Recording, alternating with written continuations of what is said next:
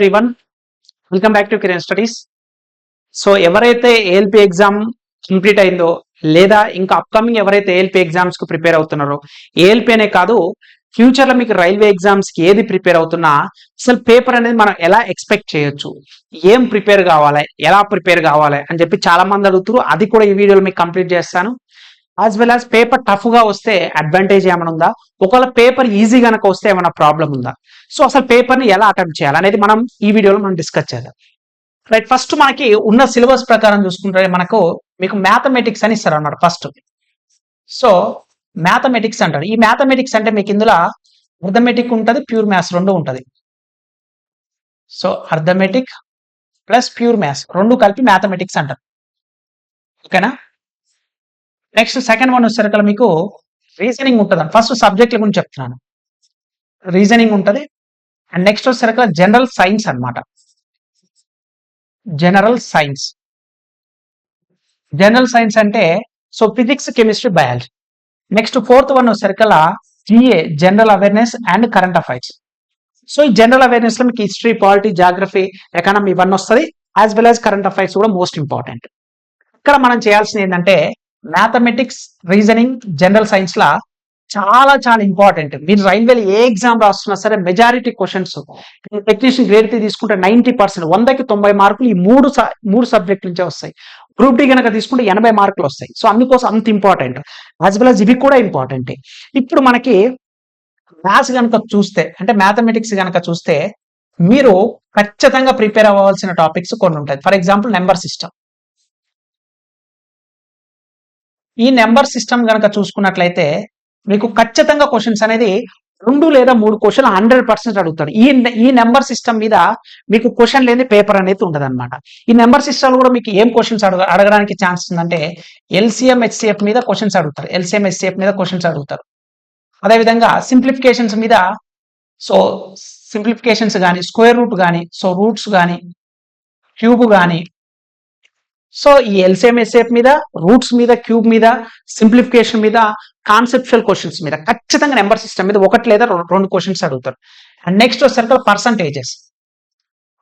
Percentages అన్నమాట.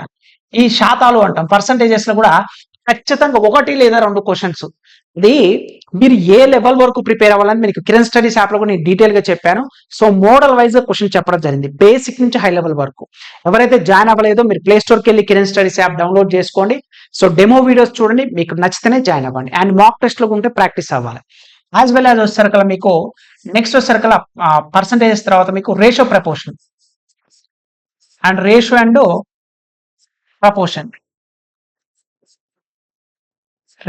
Proportions మీద కూడా ఖచ్చితంగా క్వశ్చన్స్ అడుగుతారు. సో రేషియోస్ మీద బేసిక్ క్వశ్చన్స్ అని అడగవచ్చు. మీకు ఇక్కడ వచ్చేసరికి మరీ టఫ్ లెవెల్ క్వశ్చన్స్ అయితే అడుగుతాయి. ఇది CBT 1 మాత్రమే, క్వాలిఫైయింగ్ నేచర్ మాత్రమే, కాబట్టి వీటి మీద ఫుల్ కాన్సెప్ట్ ఉంటే మీరు ఈజీగా ఆన్సర్ చేయగలుగుతారు. ఓకేనా. నెక్స్ట్ వచ్చేసరికల్లా యావరేజెస్ అయితేంది. నెక్స్ట్ వచ్చేసరికల్లా ప్రాఫిట్ అండ్ లాస్ అయితేంది. So next time and work, time and distance. అదేవిధంగా మీకు స్పీడ్, ట్రైన్ మీద ప్రాబ్లమ్స్ అయితేంది, బోస్ట్ అండ్ స్ట్రీమ్స్ మీద ప్రాబ్లమ్స్ అయితేంది. అండ్ నెక్స్ట్ వచ్చేసరికి మీకు మిక్సర్ అండ్ ఎలిగేషన్ మీద, డిఐ మీద కూడా క్వశ్చన్స్ రావడానికి ఛాన్సెస్ ఉన్నాయి.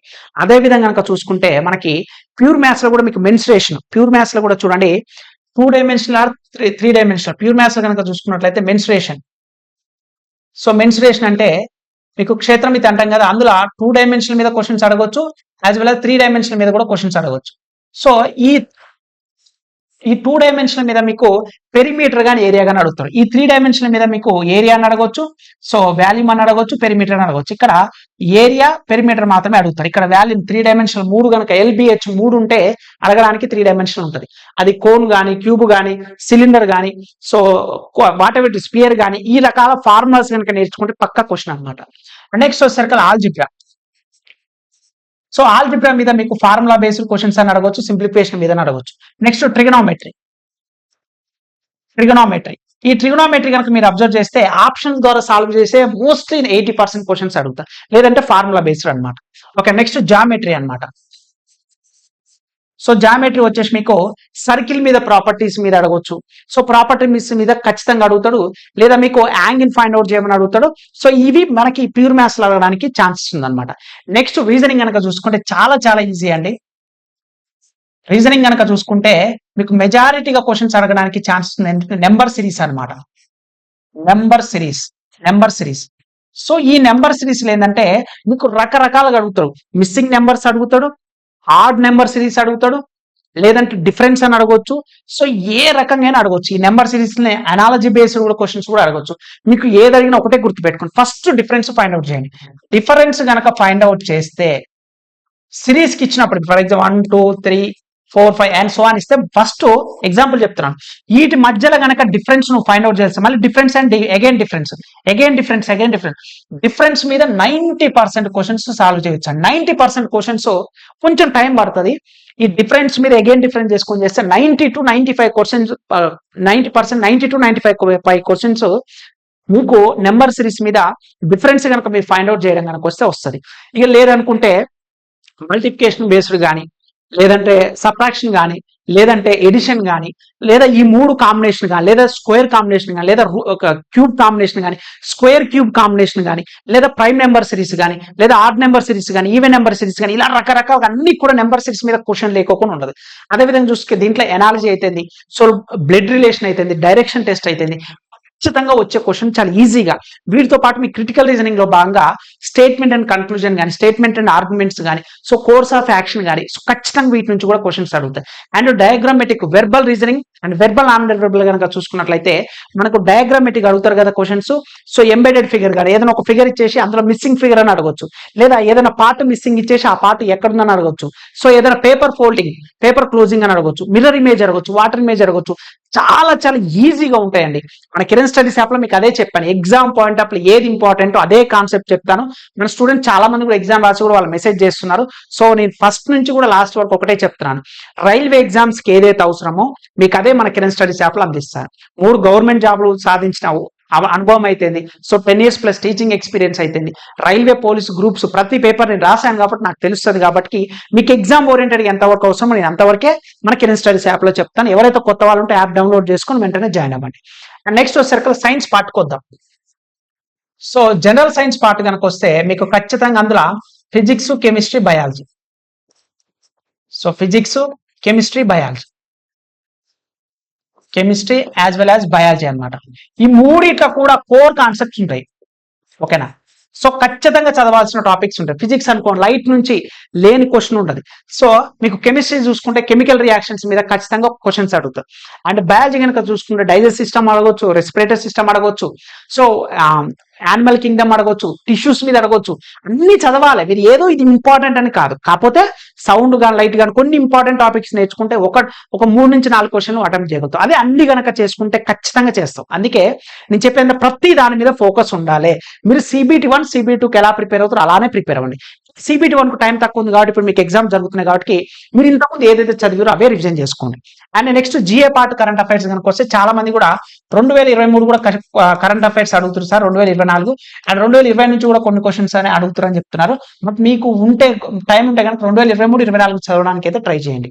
అండ్ హిస్టరీ, పాలిటీ, జాగ్రఫీ అంటే కోర్ కాన్సెప్ట్స్ ఉంటాయి. సో స్టాండర్డ్ క్వశ్చన్స్ ఉంటాయి కదా, అంతవరకు అయితే సరిపోతుంది. ఓకేనా? And last and most important thing, paper కనుక మీకు టఫ్ గా వస్తే ఎగ్జామినేషన్ లా మీరు ప్రిపేర్ అయ్యి ఎగ్జామ్ రాస్తున్నారు అనుకోండి, మీకు పేపర్ టఫ్ అనిపించింది అనుకోండి, మీకు పేపర్ టఫ్ వచ్చిందంటే నీతో పాటు రాస్తున్న వాళ్ళందరూ కూడా టఫ్. ఇక్కడ నువ్వు చేయాల్సిన విషయం ఏంటంటే నెగిటివ్స్ ని ఎక్కువ అటెంప్ట్ చేయకండి. ఎందుకంటే పేపర్ టఫ్ గా వచ్చినప్పుడు నార్మలైజేషన్ మార్కులు పెరగడానికి ఛాన్స్ ఉంటుంది. ఒకవేళ పేపర్ కనుక ఈజీగా వచ్చింది అనుకోండి, ఇప్పుడు ఏమవుతుందంటే నీకు ఈజీగా వచ్చింది ప్రిపేర్ అవుతుంది, మిగతా వాళ్ళకు కూడా ఈజీగా వస్తుంది. అప్పుడు నార్మలైజేషన్ లో మార్కులు పెరగకపోవచ్చు, కొన్ని సిచ్యువేషన్ తగ్గే సిచ్యువేషన్ కూడా ఉంటుంది. అది వరస్ట్ కేసెస్. అందుకోసమే accuracy is the most important. ఎందుకంటే 3 క్వశ్చన్ రాంగ్ అయితే కరెక్ట్ అయిన 1 మార్క్ పడుతుంది. కాబట్టి మీరు చాలా ఆచితూచి అక్యురసీ మెయింటైన్ చేయాలి. పేపర్ ఈజీగా వస్తే, టఫ్ గా వస్తే మీరేం టెన్షన్ పడాల్సిన పని లేదు. మీకు టఫ్ గా వస్తే నార్మలైజేషన్ పెరగడానికి ఛాన్సెస్ ఉంటుందని అనుకోండి. నెక్స్ట్ వచ్చేసరికి మీకు పేపర్ ని 3 స్పెల్ చేయాలన్నమాట. ఫస్ట్ ఈజీ క్వశ్చన్స్ ని గ్యాదర్ చేయాలి. ఈజీ క్వశ్చన్స్ ఖచ్చితంగా పేపర్ లా 25 నుంచి 30 క్వశ్చన్స్ ఈజీ 100% ఉంటాయండి.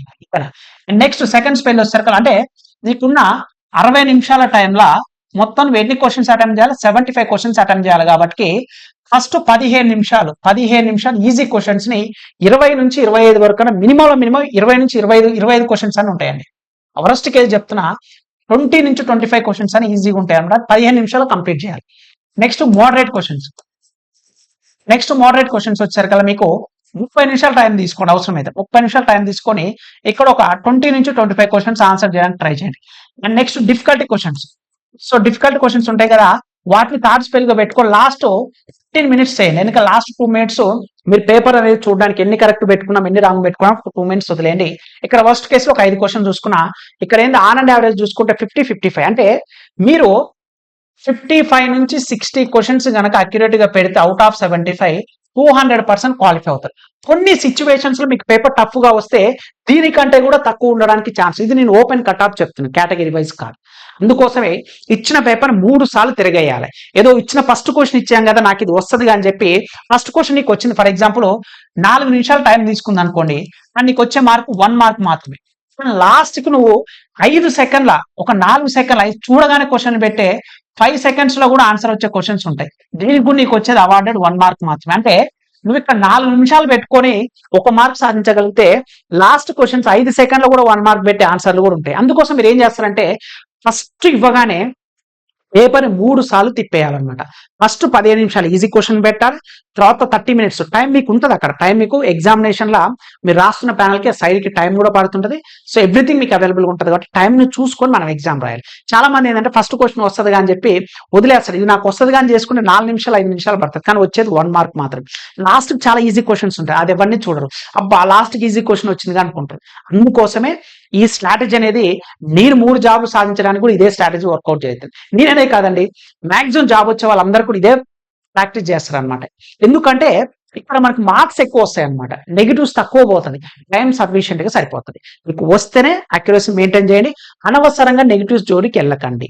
ఓకేనా? సో ఇలా కనుక మీరు పేపర్ ని 3 టైమ్స్ కనుక, అంటే ఈజీగా మోడరేట్ డిఫికల్ట్ లెవెల్ ఇలా మీరు క్వశ్చన్స్ మీకు ఏదైతే కొంచెం డిఫికల్ట్ అనిపిస్తుందో వదిలేండి, moderate questions mark for review పెట్టుకోండి. ఇలా కనుక చేస్తే 200% క్వాలిఫై అవుతారండి. పేపర్ టఫ్ వచ్చిందని చెప్పి భయపడాల్సిన అవసరం ఏమీ లేదు. మీకు చదివిపోయి ఎగ్జామ్ రాసిన టఫ్ వచ్చిందంటే మిగతా వాళ్ళందరూ కూడా టఫ్ వచ్చినట్టే. సో అది మీరు ఆలోచించుకోవాలి. ఈజీగా వచ్చింది కానీ చెప్పి అనవసరంగా మిస్టేక్స్ చేయకండి. ఫర్ ఎగ్జాంపుల్ పేపర్ టఫ్ గా వచ్చింది అనుకోండి, మీరు ఒక 50 క్వశ్చన్స్ మాత్రమే అటెంప్ట్ చేశారు, పేపర్ టఫ్ గా వచ్చింది, అవుట్ ఆఫ్ 75 మీరు ఓన్లీ 50 క్వశ్చన్స్ మాత్రమే అటెంప్ట్ చేశారనుకో, నో ప్రాబ్లం, వదిలేయండి. చాలా మంది ఏం చేస్తారంటే రిమైనింగ్ 25 క్వశ్చన్స్ కూడా ఎలాగా గెస్ చేసి మార్కులు వస్తుందిలే అనుకుంటారు. కానీ వాళ్ళకి ఏమైందంటే వరస్ట్ కేసులో 18 క్వశ్చన్లు రాంగ్ అయినాయి, కేవలం వాళ్ళకి 6 క్వశ్చన్స్ మాత్రమే కరెక్ట్ అయినాయి అనుకోండి. ఎగ్జాంపుల్ చెప్తున్నాను, ఇప్పుడు 18 క్వశ్చన్స్ అంటే 18/3 కదా, అంటే ఎన్ని మార్కులు పోతాయి? 6 మార్కులు పోతాయి. ఇక్కడ 6 క్వశ్చన్స్ మాత్రమే రాంగ్ కరెక్ట్ అయినాయి. ఎగ్జాంపుల్ చెప్తున్నాను, అంటే అప్పుడు ఎంత 2 క్వశ్చన్లు మాత్రమే వచ్చింది, అంటే 6 మార్కులు పోగంటే 4 మార్కులు నెగిటివ్ అనమాట. ఈ 4 మార్కులు నెగిటివ్ ఎక్కడ పోతాయి? వచ్చిన 50లో పోతాయి. అంటే అప్పుడు నీకు ఎంత? కేవలం 46 మార్కులు మాత్రమే వస్తాయి. ఒరిజినల్ గా నువ్వు చేసిన 50 మార్కులు, నువ్వు చేసిన మిస్టేక్స్ గెస్ చేయడం వల్ల 46 మార్కులకు వచ్చినా, లేదంటే 50 మార్కులు ఉండేటోడు. పేపర్ టఫ్ గా వచ్చినా ఈజీగా వచ్చినా accuracy is the most important. అందుకోసమే అక్యురసీని మెయింటైన్ చేయండి. ఈ అక్యురసీని మెయింటైన్ చేయడం వల్ల మీకు పర్సంటైల్ క్యాలిక్యులేట్ చేసేటప్పుడైనా బెనిఫిట్ అవుతుంది, నీ మార్క్స్ పెరగడానికి కూడా ఉపయోగపడుతుంది. అంతే తప్పిస్తే గెస్సెస్ అనేది లెస్ దాన్, నా పాయింట్ ఆఫ్ వ్యూ అయితే లెస్ దాన్ 5 క్వశ్చన్స్ మాత్రమే ఉండండి. నేను ఎగ్జామ్ రాసినప్పుడు రైల్వేలా నా అన్ని 5 క్వశ్చన్స్ రాంగ్ అయిపోయినా అనమాట. మెయిన్స్ అయినా సరే ప్రిలిమ్స్ మాక్సిమం 5 నుంచి 6 క్వశ్చన్స్ మాత్రమే నేను నెగిటివ్ పెట్టేదన్నమాట. అది 120 మార్క్స్ ఎన్టీపీస్ అయినా సరే అంతే, అండ్ 90 మార్కులు పెట్టినా అంతే, 100 మార్కులు పెట్టినా అంతే, 75 మార్కులు పెట్టినా అంతే. అంటే అక్యురసీ అలా పెట్టాలి. అలా లెస్ దాన్ మనకు పెట్టుకుంటే మహా అయితే 2 మార్కులు పోతే, అంతకుమించి ఎక్కువ అది కూడా 50-50 ఉన్నాయి అనమాట. ఎగ్జాంపుల్ చెప్తున్నాను. అందుకోసం మీరు ప్రాక్టీస్ చేయాలి కాబట్టి మీరు ప్లే స్టోర్కి వెళ్ళి కిరణ్ స్టడీస్ అనే యాప్ డౌన్లోడ్ చేసుకోండి. ఫస్ట్ ఇక్కడ ప్రాక్టీస్ చేయండి. మాక్ టెస్ట్లు మీకు 3300+ మాక్ టెస్ట్లు అవైలబుల్ గా ఉన్నాయి. తెలుగు మీడియం ఉంటుంది, ఇంగ్లీష్ మీడియం ఉంటుంది. ఓకేనా? మీరు అన్నికి సంబంధించి ఎన్టీపీస్ అయితే, గ్రూప్ డి అయితే, ఏఎల్పీ అయితే అన్ని కూడా మీకు Telugu medium English medium with explanation ఉంటుంది. అంతేకాదు మీకు ఆల్ రైల్వే ఎగ్జామ్ సంబంధించిన అన్ని కోర్సెస్ కూడా అవైలబుల్ గా ఉంటాయి. ఆల్ రైల్వే ఎగ్జామ్ సంబంధించి అన్ని కోర్సెస్, ప్రతి కోర్సు కూడా తెలుగు మీడియం ఉంటుంది, ఇంగ్లీష్ మీడియం ఉంటుందండి. డెమో వీడియోస్ కూడా ఉంటాయి. మీరు ఫస్ట్ ఇక్కడ ప్రాక్టీస్ చేయండి. ఈ ఎన్టీపీ CBT 1 తోటి అయిపోదు, మీకు next basic science engineering CBT 2 లో ఉంటుంది. CBT2 ఏఎల్పికి సంబంధించి బేసిక్ సైన్స్ ఇంజనీరింగ్ ఉంటుంది. సో మన క్లాసెస్ లాస్ట్ టైం జీడీసీ అంటే డిపార్ట్మెంటల్ ఎగ్జామ్ రాసిన వాళ్ళు కూడా చాలా మంది తీసుకున్నారు. సో వాళ్ళకు కూడా మంచి మార్క్స్ రావడం జరిగిందంట మనం తీసుకున్న కోర్సు నుంచి. సో ఇప్పుడు ఎగ్జామ్ రాస్తున్న వాళ్ళు కూడా చాలా మంది మన యాప్లో మెసేజ్ చేస్తున్నారు కాబట్టి సో నేను ఒకటే చెప్తాను, కాన్సెప్ట్ కనుక ఎక్స్క్లూజివ్ రైల్వే ఎగ్జామ్స్ కాన్సెప్ట్ కనుక కావాలనుకుంటే మీరు కిరణ్ స్టడీస్ యాప్ డౌన్లోడ్ చేసుకోండి. ఫస్ట్ డెమో వీడియోస్ చూడండి, డెమో మాక్ టెస్ట్ రాయండి, మీకు నచ్చితేనే తీసుకోండి, కానీ టైం వేస్ట్ మాత్రం చేసుకోవద్దు. ఎగ్జామ్ పాయింట్ ఆఫ్ ఏది అవసరం అదే చదవండి, అన్నెసెసరీగా చదవద్దు. నేను అదే చెప్తాను. ఫస్ట్ రైల్వే ఎగ్జామ్ ప్రిపరేషన్ ఒకలాగా ఉంటుంది, బ్యాంక్ ఎగ్జామ్ ప్రిపరేషన్ ఒకలాగా ఉంటుంది, ఎస్ఎస్ ఎగ్జామ్ ప్రిపరేషన్ ఒకలాగా ఉంటుంది, స్టేట్ ఎగ్జామ్ ప్రిపరేషన్ ఒకలాగా ఉంటుంది.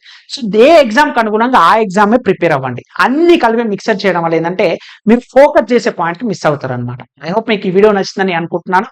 సో మన సబ్స్క్రైబర్స్ నియర్లీ 1 lakh దగ్గర ఉన్నామండి. ఇంకెవరైనా సరే మన ఛానల్ సబ్స్క్రైబ్ చెప్తే ప్లీజ్ డూ సబ్స్క్రైబ్ ఫ్రెండ్స్. ఈ వీడియో నచ్చితే లైక్ చేయండి. అందరికీ all the best, very best అండి. Thank you so much.